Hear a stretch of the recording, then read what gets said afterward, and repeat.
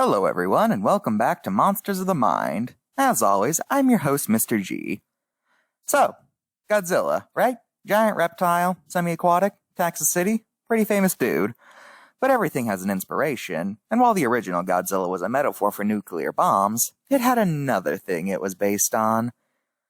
This is Rhedosaurus, the main monster of the beast from 20,000 Fathoms. Well, I say main monster, he was the only one whatever.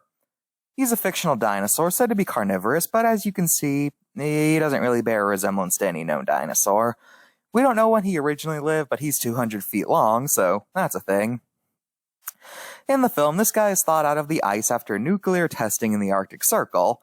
After awakening, he seeks out more of his kind. He mistakes the sound from a lighthouse as more of him, but he quickly finds out it's not another one of itself, so he destroys it. Eventually, he tries to make his way to his original habitat, which is unfortunately in New York. Because giant monsters have like a magnetic attraction to cities, you see? Because, let's be real, a giant monster attacking suburbia, that would just be boring. No, they gotta destroy cities. They attack it with artillery, only to find out that, unfortunately, turns out this guy was incubating an ancient disease, and when it bleeds, it releases the pathogens into the air, which, not good. So they need to find a way to kill it that'll simultaneously kill the monster, while also making sure the disease doesn't get out. Eventually, they decide on killing it by shooting radioactive material into its mouth, which causes the monster to burn up, but also kills the viruses. So, they kill two birds with one stone. The monster dies, and everybody lives.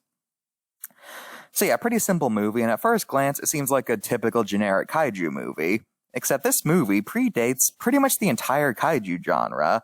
The only giant monster I can really think of that predates this movie is King Kong.